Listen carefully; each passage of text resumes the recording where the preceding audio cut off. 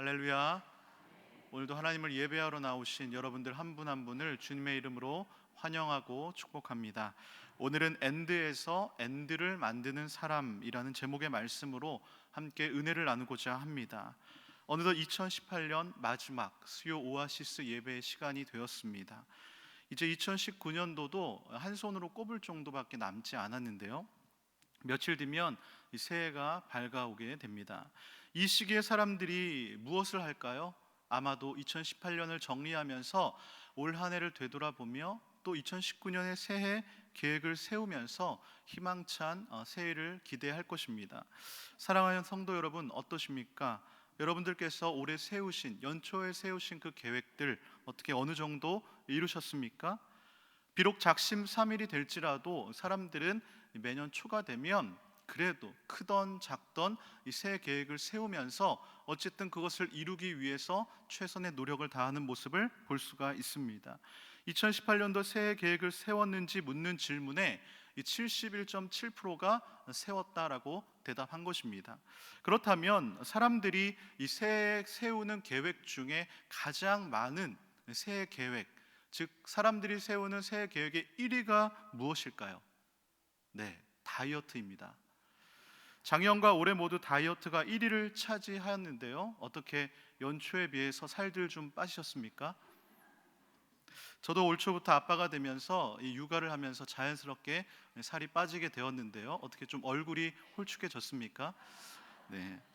사람들이 매번 실패하면서도 다시 세우는 이 새해 계획, 이 새해 계획 설문조사를 해봤더니 이것도 역시 1위가 다이어트였습니다. 그러니까 2019년도에도 사람들이 아마 제일 많이 세우는 새해 계획 1위가 다이어트일 것입니다. 그러니까 우리의 삶과 다이어트는 뗄래야 뗄 수가 없는, 정말 사람들의 머릿속에 항상 있는, 그래서 맛있는 걸 먹으면서도 내가 다이어트 해야 되는데 하면서도 계속 먹는 것, 이것이 바로 우리들의 모습이다라는 것이죠. 그렇다면 매번 실패하면서도 다시 세우는 새해 계획 2위가 무엇일까요? 바로 운동입니다. 저도 연초가 되면 이 1년치 헬스클럽 회원권을 끊는데요, 1년치를 끊어야 저렴하기 때문인데요, 1년치를 끊고 열심히 가야지 했다가 연말에 돼서 헬스장에 간 날수를 계산해 보면 채 석 달이 되지 않는 저의 모습을 자주 경험했습니다. 여러분들은 어떠십니까? 이 새해 계획 약 77% 사람들이 석 달 내에 새해 계획이 무너지고 만다라고 답했습니다. 즉 3월 달이 되면 연초에 세웠던 그 계획들 다 날아가 버리고 희미해지고 다시 예전의 모습으로 돌아간다라는 것이죠. 아무튼 그 외에 새해 계획을 보면요, 자기 개발이라는 것도 있고 외국어 공부, 여행, 이런 것들이 쭉 리스트로 있는데요, 1위 다이어트와 2위 운동을 보니까 사람들이 공통적으로 관심을 가진 것, 이것이 무엇이냐 봤더니 이 건강이구나라는 것을 알 수가 있습니다. 그렇지요, 사실 이 건강이 참 중요하지 않습니까? 건강을 잃어버리면 계획했던 꿈과 여행, 자기개발, 외국어 공부, 이런 것들이 다 하기 어려워진다라는 것입니다. 그래서 이런 말도 있죠. 재산을 잃는 것은 조금 잃는 것이고, 이 명예를 잃는 것은 많이 잃는 것이고, 건강을 잃는 것은 전부 잃는 것이다. 그렇다면 여러분, 건강이란 무엇일까요? 여러분이 생각하는 건강이란 무엇입니까? 이 세계보건기구 WHO가 1948년에 발표한 이 보건헌장에서 건강에 대한 정의를 이렇게 표현했습니다. 건강이란 단지 질병이 없거나 허약하지 않은 상태만을 의미하는 것이 아니고 육체적, 정신적, 사회적으로 완전한 상태를 의미한다. 이것은 굉장한 변화였습니다. 왜냐하면 이전까지 건강이라는 것은 이 사람들의 머릿속에 그냥 신체만 건강하면 건강한 거지라고 생각을 한 것에서 정신적, 사회적 의미까지 포함이 되었기 때문인 것입니다. 그렇습니다. 우리도 보통 건강하면 내 몸만 튼튼하면 되지라고 생각하지 않습니까? 그러나 이 세계보건기구에서 정의한 건강이란 정신적, 사회적 의미가 포함된다라는 것이죠. 그 뒤로부터 50년 뒤 1998년 이 세계보건기구가 다시 한 번 더 건강에 대한 개념을 내놓습니다. 선포하는데요, 건강이란 단지 질병이 없거나 허약하지 않을 뿐만 아니라 육체적, 정신적, 사회적 및 영적 안녕이 역동적이며 완전한 상태이다. 이번에 무엇이 포함됐습니까? 영적 안녕이 포함된 것입니다. 즉 영적 건강까지 포함이 된 것입니다. 참 의미가 있죠. 진정한 건강이란 무엇보다 영적으로 건강해야 된다라는 것입니다. 그래서 사람들이 영적인 건강을 위해 무엇을 합니까? 각종 명상이나 심리 상담이나 요가나 참선 같은 그러한 영적인 활동을 하는 것입니다. 그러나 우리는 알고 있습니다. 진정으로 영적인 안녕과 건강을 주는 것은 오직 하나님의 말씀이라는 사실입니다. 그렇습니다. 영적 건강을 잡아주는 것은 바로 이 말씀인 것이죠. 강력한 이 말씀의 힘이 높은 영적 안녕을 갖게 해주는 것입니다. 그런 의미에서 저는 오늘 시편 119편을 본문으로 정하였습니다. 아시다시피 이 시편 119편은요 성경에서 가장 긴 장입니다. 무려 176절이나 됩니다. 그래서 8절씩 22묶음으로 세트로 되어 있는 것, 이것이 바로 시편 119편의 말씀인데요. 내용은 굉장히 길지만 그 핵심 메시지는 굉장히 간단합니다. 오늘 읽지는 않았지만 1절에 그 답이 있는데요, 표준 세번역으로 읽어드리겠습니다. 행위가 깨끗하며 주의 법대로 사는 사람은 복이 있다. 즉 하나님의 말씀대로 사는 사람이 복이 있다라는 것입니다. 이 말씀을 176절 동안 여러 각도에서 설명하고 있는 것이죠. 그래서 119편을 읽다 보면 말씀이라는 말 대신에 증거, 계명, 율법, 법도, 규례, 명령 이런 단어들을 사용하면서 하나님의 말씀의 다양성을 보여주고 있는 것입니다. 이 시편의 저자가요, 하나님의 말씀이 그의 인생에 끼치는 그 영향을 노래하면서 어떤 상황에서도 내가 주의 말씀에서 떠날 수 없음을 고백하는 장면을 우리는 보게 되는 것입니다. 특별히 오늘 우리가 함께 읽은 본문에서는요, 인생의 안내자가 되시는 하나님의 말씀에 대해서 말하고 있습니다. 105절 말씀입니다. 주의 말씀은 내 발의 등이요 내 길의 빛이리이다. 아멘. 여기서 등이라는 것은 영어 성경에 이 램프로 표현되는데요, 이 램프, 앞이 보이지 않는 그 어둠 가운데서 한 걸음 한 걸음 걸어가는, 움직이는 우리의 이 발을 비추는 그 램프를 표현하고 있는 것이죠. 우리의 인생, 내일을 알 수 없습니다. 그저 주어진 오늘을 살아갑니다. 그렇기 때문에 나에게 주어진 그 하루하루 비춰주시는 바로 그 한 걸음을 살아가게 하시는 것이 바로 하나님의 말씀이라는 것입니다. 하나님의 말씀은 바로 우리 인생이 나아가야 할 그 길을 빛으로 비추시고 인도하십니다. 그래서 우리가 영적으로 소경이 되어서 어디로 가야 할지 몰라 헤맬 때에 우리의 인생을 생명의 길로 인도해 주시는 것이죠. 어떻게 이게 가능할까요? 말씀이 무엇이기에 한 치 앞을 알 수 없는 그 나의 인생의 안내자가 되어 주시는 것입니까? 요한복음 1장 1절에서 4절까지 보시면 이런 구절이 있죠. 태초에 말씀이 계시니라. 이 말씀이 하나님과 함께 계셨으니 이 말씀은 곧 하나님이시라. 그가 태초에 하나님과 함께 계셨고 만물이 그로 말미암아 지은 바 되었으니 지은 것이 하나도 그가 없이는 된 것이 없느니라. 그 안에 생명이 있었으니 이 생명은 사람들의 빛이라. 이것은 무엇을 말씀합니까? 이 말씀의 능력, 말씀의 그 위대함을 말하는 것입니다. 태초에 말씀이 계셨고 이 말씀이 곧 하나님이다라는 것이죠. 이 말씀의 위대함과 능력을 믿으십니까? 우리는 날마다 주님과 동행해야 된다라고 입버릇처럼 이야기를 합니다. 그렇다면 주님과 동행하는 것이 무엇입니까? 바로 주님과 동행하는 것은 말씀을 늘 읽는다라는 것이죠. 히브리서 4장 12절을 보면 하나님의 말씀은 살아있고 활력이 있어 좌우의 날선 어떤 검보다도 예리하여 혼과 영과 및 관절과 골수를 찔러 쪼개기까지 하며 또 마음의 생각과 뜻을 판단하나니라고 말합니다. 개역 한글 성경을 보면 이 활력이 있다라는 것을 운동력이 있다라고 표현을 합니다. 그렇습니다. 하나님의 말씀은요 살아 있습니다.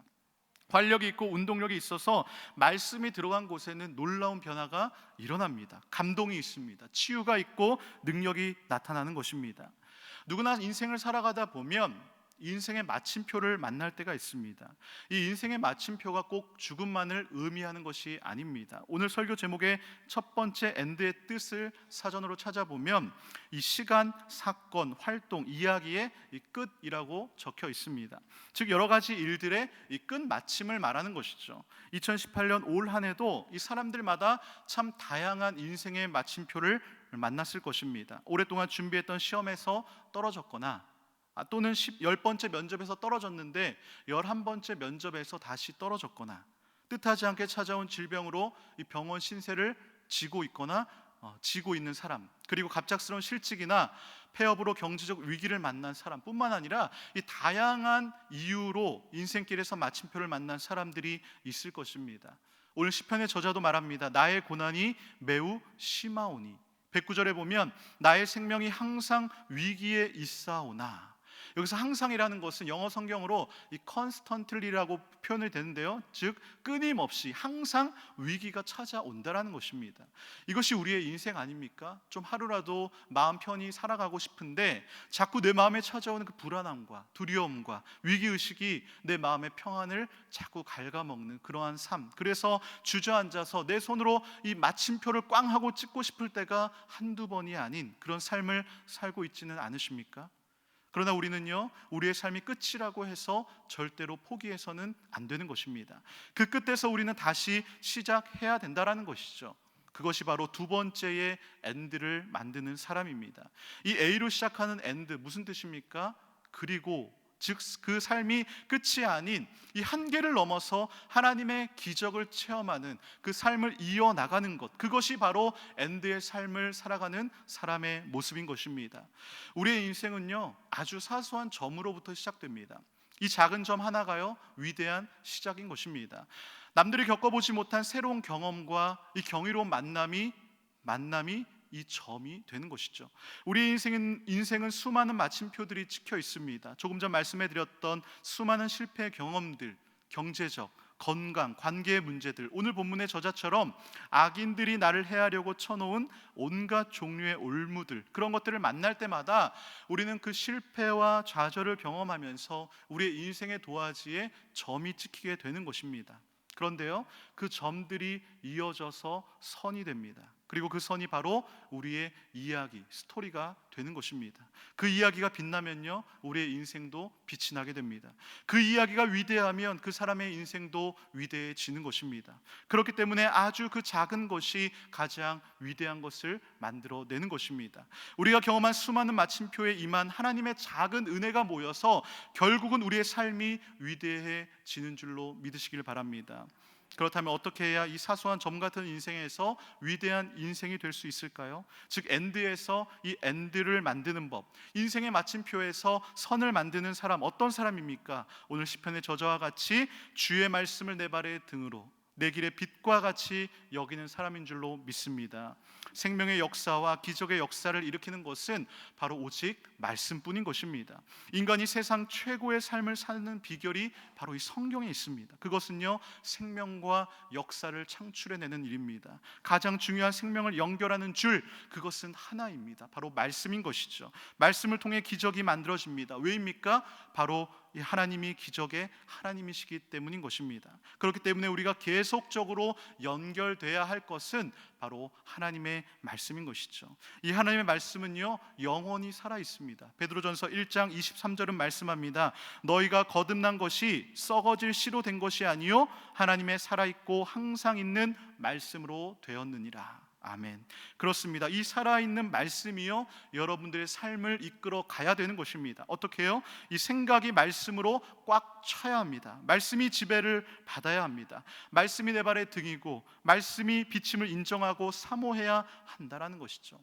사랑하는 성도 여러분, 이 주의 말씀이 내 발의 등이고 내 길의 빛이 되는 그 경험들 해보셨습니까? 어떤 문제 앞에서 말씀을 읽다가 이게 지금 나에게 주시는 하나님의 말씀이구나 라는 그런 경험들 한 번쯤 다 해보셨을 것입니다.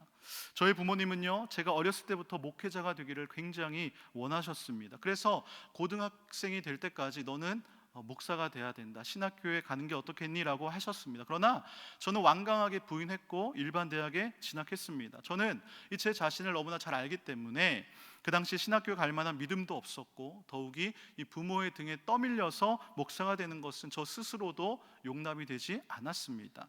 그렇게 대학을 다니던 중에 휴학을 하고 이 미국에 1년 6개월 정도 머물 수 있는 시간이 되면서 이 저의 마음의 문이 열리기 시작했습니다. 하지만 여전히 하나님이 나를 목회자로 불렀다라는 그 확신이 전혀 없던 것이었습니다. 그래서 기도하기 시작했습니다. 하나님, 도대체 왜 접니까? 다른 믿음의 사람들, 좋으신 분들 굉장히 많은데 하나님 왜 저를 부르셨습니까? 저 부르신 거 맞나요? 제가 꼭 이 길을 가야 합니까?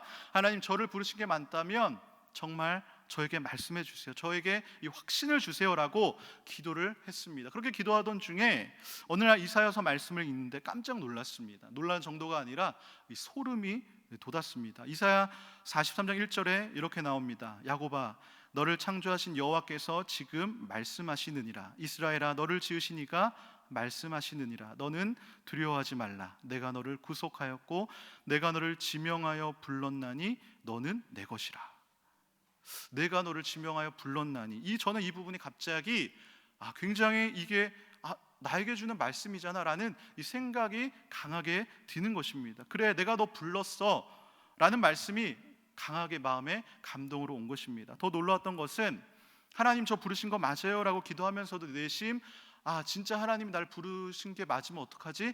라는 생각이 들면서, 하나님, 저 아시잖아요. 저는 사람들 앞에서 말하는 것도 굉장히 어렵고, 또 아버지의 목회를 보니까 전 끝까지 목회하는 것이 정말 어려울 것 같아요. 하나님, 저 아시니까 저를 부르지 말아 주세요라는 그런 막연한 두려움을 가지고 있었던 것이죠. 그래서 기도하면서 이런 핑계를 댔던 것입니다. 하나님, 저 말고 다른 사람 써주세요. 저는 도저히 두려워서 이 일을 감당할 수가 없습니다 라고 기도를 했는데, 이어지는 2절에서 이렇게 말씀합니다. 내가 물 가운데로 지날 때에 내가 너와 함께 할 것이라. 강을 건널 때에 물이 너를 침몰하지 못할 것이며, 내가 불 가운데로 지날 때에도 타지도 아니할 것이고 불꽃이 너를 사르지도 못하리니.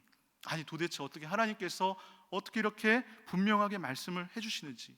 물론 이 말씀은 하나님의 택한 이스라엘 백성에 대한 이 사랑의 이야기지만, 이 말씀이 정말 저의 인생의 중요한 갈림길에서 저에게 주신 말씀으로 다가왔던 것입니다. 그래서 결국 제가 이 자리에 지금 서 있는 것입니다. 여러분, 이것이 저만 경험하는 일인가요? 이 일이 저만 겪는 일일까요? 하나님의 말씀을 통해서 주님이 내게 주신 응답과 음성을 듣는 그 일은 모든 성도에게 주어진 일인 줄로 믿습니다. 왜일까요? 주님이 바로 우리와 항상 함께 계시기 때문인 것입니다. 위대한 성자 어거스틴은 로마서 13장 13절의 말씀을 읽고, 종교개혁자 루터는 로마서 1장 17절 말씀을 읽고 주님의 음성을 듣고 변화되었습니다.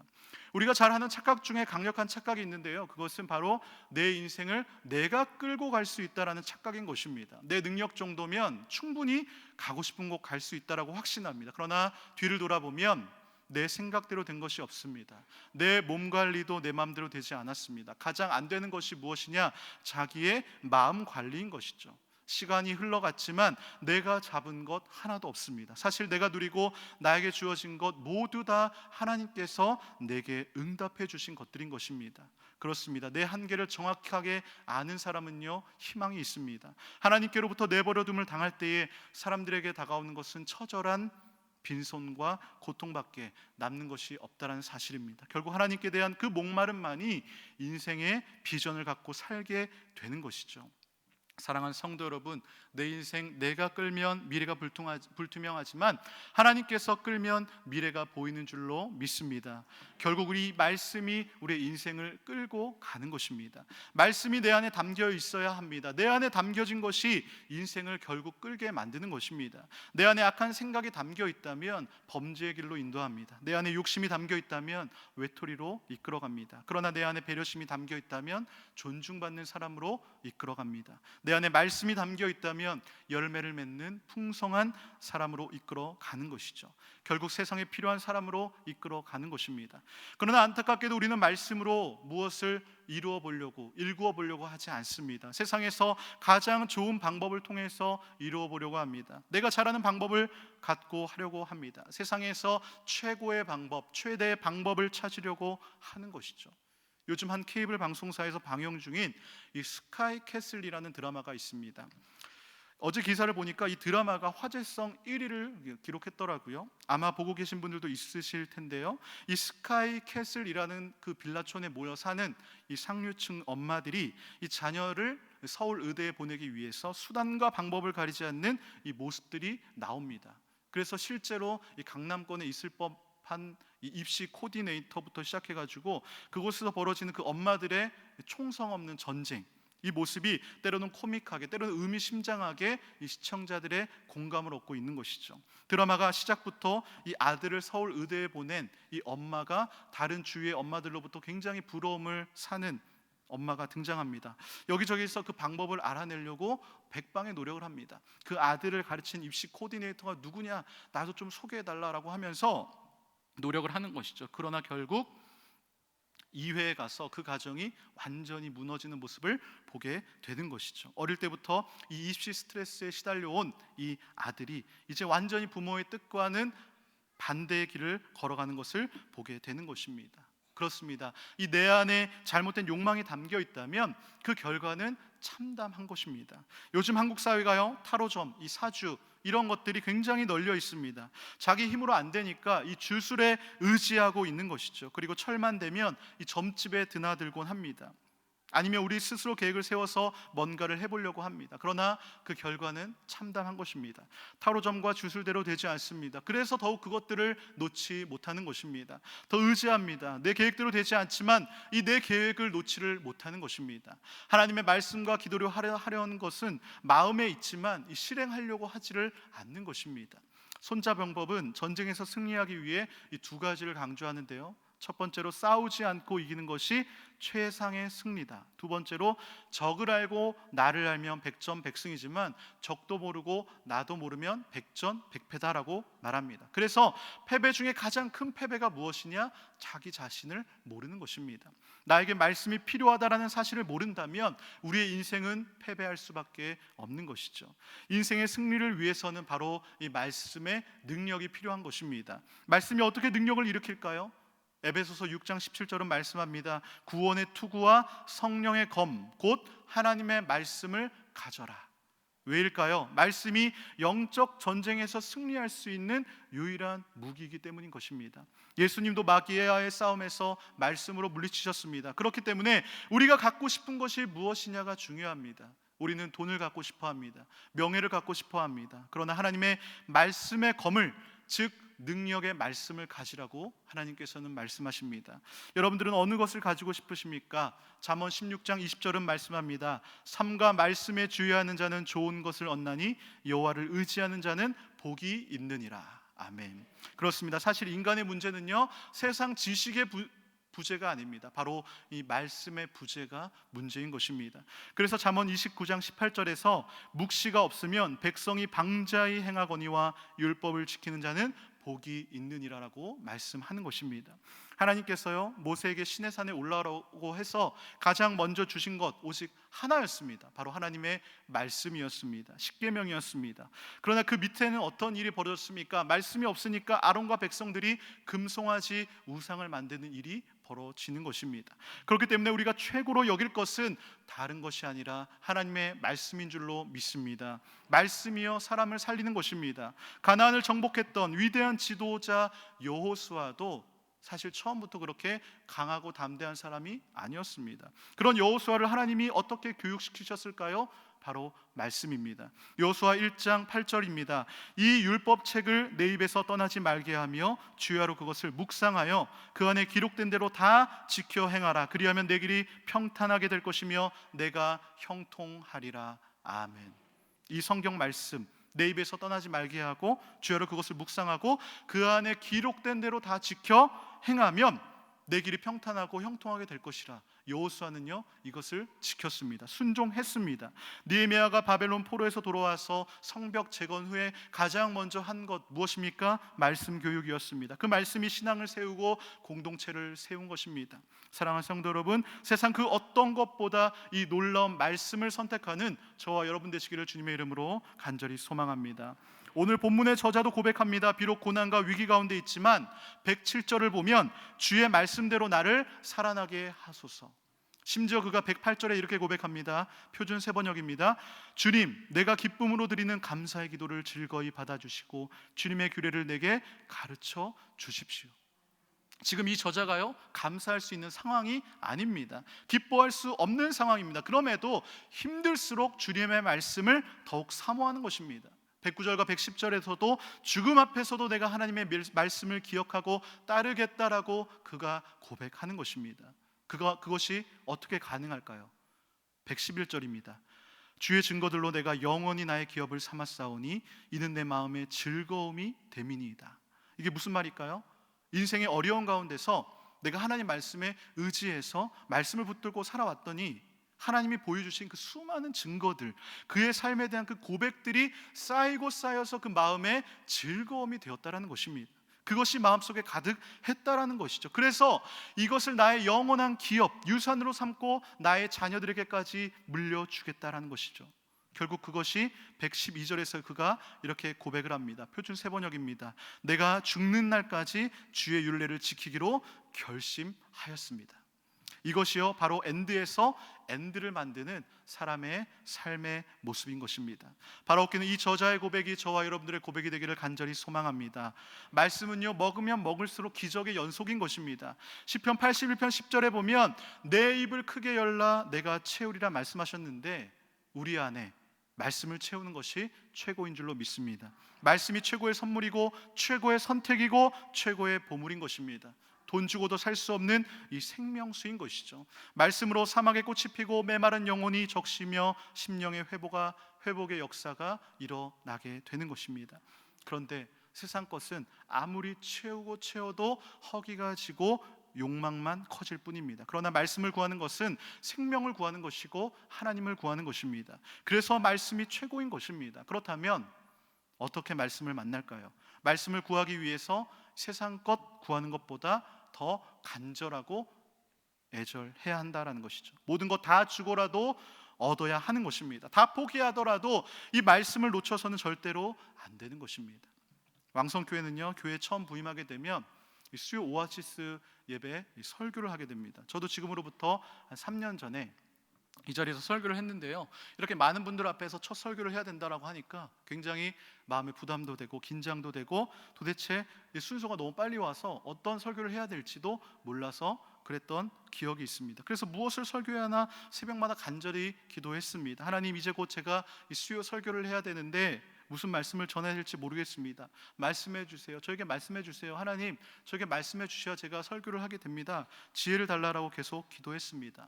그때가 이제 성탄절 바로 전이었는데요, 마침 저는 제 나름대로 성경 연구를 하는 그 순서가 갈라디아서였습니다. 갈라디아서를 묵상하고 있었는데 6장 17절에 이런 구절이 나오는 것입니다.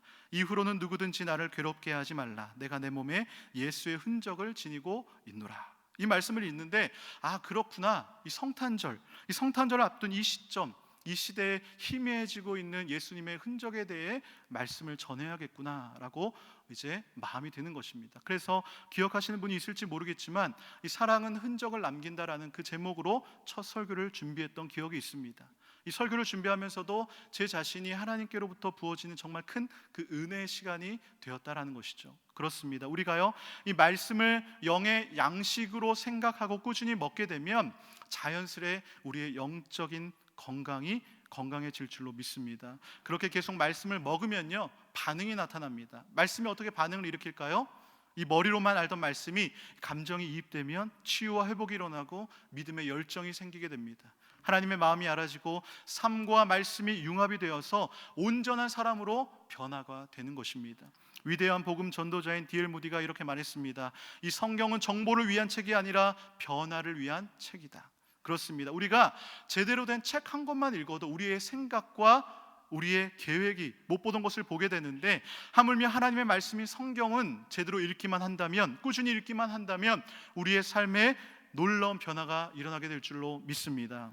사랑하는 성도 여러분, 제가 서두에 말씀드렸듯이 이제 한 해를 마무리하면서 이 새해 계획을 세우고 계십니까? 이 김미경의 인생 미담이란 책에 보면요 새해 계획을 잘 세우는 이 세 가지 방법이 나오는데요, 첫 번째는 새롭게 하려고 하지 말고 작년의 것을 끌어다 쓰라는 것입니다. 여러분이 올해 초 계획했던 것들 중에 아직 손대지도 못했던 것들, 그런 것들이 있다면 다시 가져오라는 것이죠. 올해 시작할 때에 내가 매일매일 큐티를 해야지 라고 생각했는데 한 번도 하지 못했다면 2019년 큐티를 시작하시면 되는 것입니다. 두 번째는요, 새해 계획을 세우는 방법은 시작을 했는데 완성되지 못한 반쪽 계획에서 찾아오라라는 것입니다. 여러분들 올해 초 어떤 계획을 세우셨습니까? 내가 올해는 성경 일독을 해야지 했는데 중간에 멈추신 분들이 있으십니까? 그러면 그것을 쭉 이어서 2019년도에도 이어서 하라라는 것입니다. 그래서 2019년도에는 꼭 일독을 하시기를 바랍니다. 세 번째는요, 인생에서 한 번도 안 해본 일에 도전하라라는 것입니다. 여러분들 인생 가운데 단 한 번도 이 생명의 삶으로 큐티를 해본 적이 없다라면 2019년도에 한번 도전해 보시기를 바랍니다. 예레미야 선지자가요, 예레미야 15장 16절에 이렇게 말씀합니다. 내가 주의 말씀을 얻어 먹었사오니 주의 말씀은 내게 기쁨과 내 마음에 즐거움이 오나. 그렇습니다. 주의 말씀을 먹으면요, 내게 기쁨과 즐거움이 되는 것입니다. 내가 2019년이 되면 시작해야지 라고 생각하지 마시고 오늘부터 말씀과 함께 하시기를 간절히 소망합니다. 말씀을 내 발의 등과 같이 내 길의 빛과 같이 여기면서 2018년의 엔드에서 2019년의 엔드를 만드는 사람이 되기를 주님의 이름으로 간절히 축원합니다. 이 시간 말씀을 생각하며 찬양하기를 원하는데요, 주님 말씀하시면 내가 나아가겠습니다.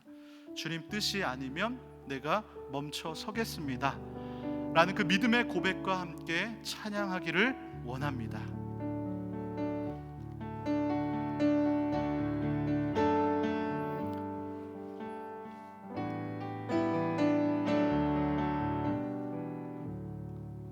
주님 말씀하시면 내가 나가리다. 주님 뜻이 아니면 내가 멈춰서리다. 나의 가고 서는 곳 주님 뜻에 있으니 오 주님 나를 이끄소서. 주님 말씀하시면 주님 말씀하시면 내가 나가리다. 주님 뜻이 아니면 내가 멈춰서리다. 나의 가고 서는 곳 주님 뜻에 있으니 오 주님 나를 이끄소서. 뜻하신 그곳에 뜻하신 그곳에 나 있기 원합니다. 이끄시는 대로 순종하며 살리니 연약한 내 영혼 동하여 일하소서. 주님 나라와 그 뜻을 위하여 뜻하신 그곳에 나 있기 원합니다. 이끄시는 대로 순종하며 살리니 연약한 내 영혼 동하여 일하소서. 주님 나라와 그 뜻을 위하여 오 주님 나를 우리 한 번 더 부르겠습니다. 주님 말씀하시면 주님 말씀하시면 내가 나가리다. 주님 뜻이 아니면 내가 멈춰서리다. 나의 가고 서는 곳 주님 뜻에 있으니 오 주님 나를 이끄소서.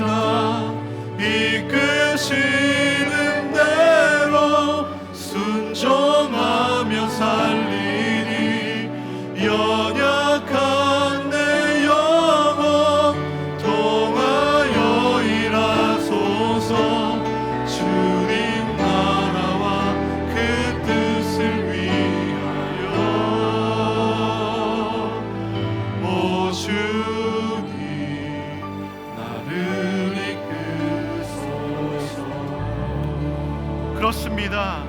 우리의 인생을 이끄는 것 말씀입니다. 순종입니다. 주님, 말씀하여 주옵소서. 말씀하신 대로 이끄시는 대로 살아가기를 원합니다. 연약한 내 영혼 통하여 일해달라고 이 시간 주님의 이름 3번 부르고 통성으로 기도합니다. 주여, 주여, 주여. 주님 아버지 감사합니다. 주님의 말씀대로 살아가기를 원합니다. 주님의 말씀이 내 삶을 이끌어가기를 원합니다. 주님 아버지 나에게 말씀하여 주시옵소서. 주님 아버지 나에게 순종하며 살아가기를 원합니다. 주여 아버지 우리 인생길 가운데 어려움을 만났습니까? 주여 아버지 역사하여 주시옵소서. 주님의 말씀대로 이끄는 삶을 살아가기를 원합니다. 주님의 은혜 받을 사모하기를 원합니다. 주여 아버지 우리 인생길 가운데 하나님을 만나기를 원합니다. 주님 아버지 음성을 듣기를 원합니다.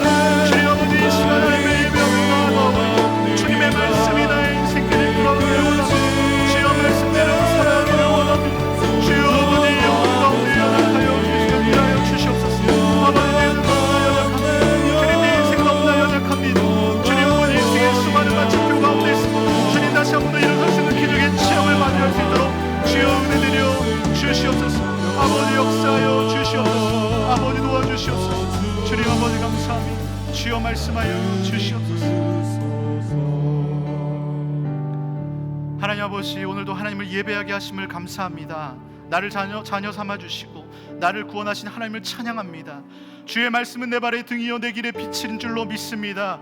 주의 말씀대로 나를 살아나게 하여 주시옵소서. 이 시간 내가 주의 말씀을 지키기로 맹세하고 정하기를 원합니다. 오직 예수 한 분만으로 만족하기를 원합니다. 예수님만 바라보기를 원합니다. 우리에게 구원자가 되시는 전능하신 하나님만을 의지합니다. 주여 홀로 영광받아 주시옵소서. 이 모든 말씀 살아계신 예수님의 이름으로 기도드립니다. 아멘.